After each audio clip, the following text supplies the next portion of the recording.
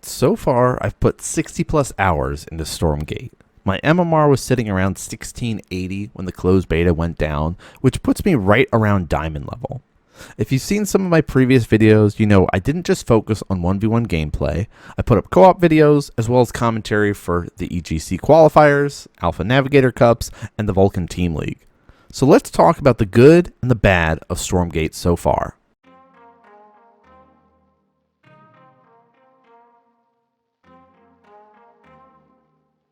Number 1. The good is the game is a ton of fun to learn. There's that initial learning curve challenge from battling against the AI to the ladder, but that's normal in an RTS. With a ladder system in place, it really felt easier for players to find their MMR and start learning, and playing against similar skilled players. During the short window that I had access to the game after DreamHack Atlanta, I attempted to queue for 1v1 only to be matched against players like Hot's Fan, who would very quickly outpace my skills and knowledge of the game. That didn't feel like the case during the open beta. Now, part of that was due to the huge influx of players, but also to a working ladder system that made me want to queue up again and again and learn from my mistakes. Number 2. Co-op feels unique and a great way to get players to experience and enjoy the game that don't involve 1v1 ladder. Each faction in co-op is based loosely on the Infernals and the Vanguard, but with a nice twist. Both of course get access to a hero unit, but each faction has unique units as well. Infernal players get access to fire giants instead of brutes. They also get to make fiends from their iron vaults instead of relying on gaunts to infest the units or brutes to split in half, which really allows for more customization in gameplay compared to 1v1. Do you want big beefy army of giants, or do you want to swarm the map like Stukov in the StarCraft 2 co-op? Number 3. Maps felt distinct and interesting. Even though the map pool is very limited, we did get to rotate between 3 maps on the ladder during the beta. I also got to experience a 4th map through casting. Maps that had interested me the most were Secluded Grove, which had that potential center base that you could access through drops or destroying the environment and breaking the trees.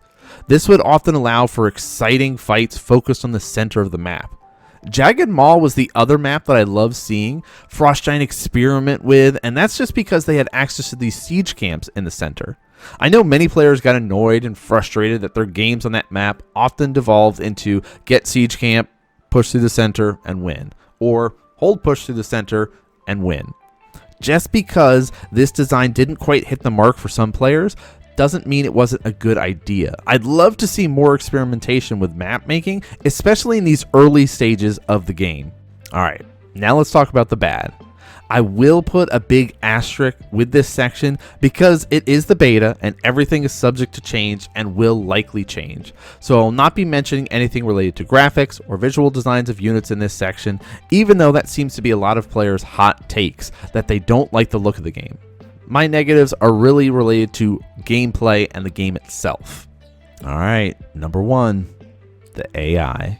After spending multiple hours grinding games to beat Zero Space's brutal AI, I was very disappointed in the lack of innovation and development in the AI for Stormgate. There was basically 3 breakdowns for the AI: peaceful, easy, and easy that will attack you. As someone who enjoys all aspects of the RTS games, not just 1v1 ladder, I was very disappointed in what custom games looked like versus AI at this stage in the beta. I'm hoping we'll see more effort put into this and not just leave it as an afterthought for the next big update. I'd love to see tweaks and variations for different aggression styles for the AI or even higher difficulties, something that we've seen in other RTS games. Number 2, limited upgrades.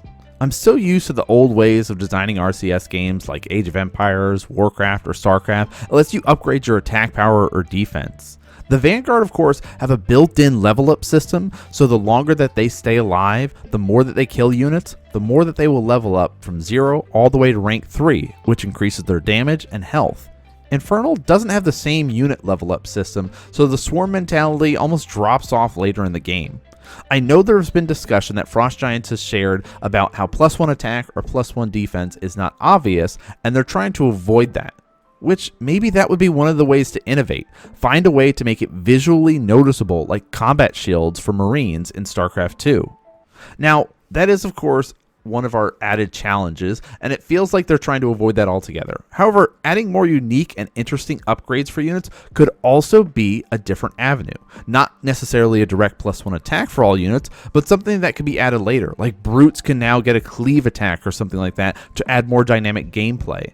I'm all for having more upgrades in a game as a way to spend your resources besides just amassing a large army and just moving across the map. So we'll see what Frost Giant decides to work on in the coming betas, and hopefully it'll involve more upgrades.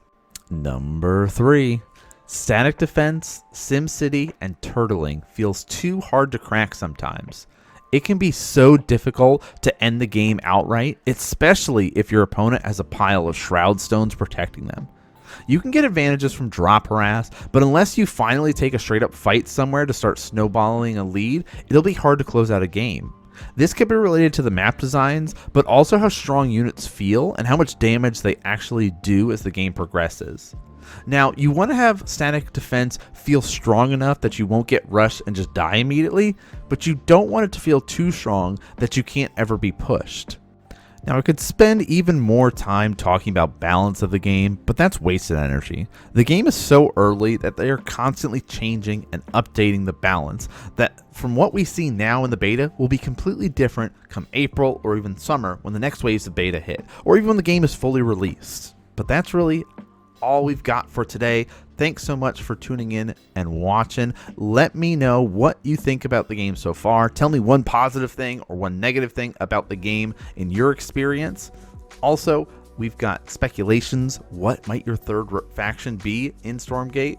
But that's going to do it for this video. We'll have one more Stormgate video coming out related to the Vulcan Team League, but we'll take a little bit of hiatus for Stormgate to be able to show off some more Zero Space stuff, as well as a special video highlighting the golden age of real-time strategy. So make sure to check out other videos that you see here on the screen, and I'll see you all next game.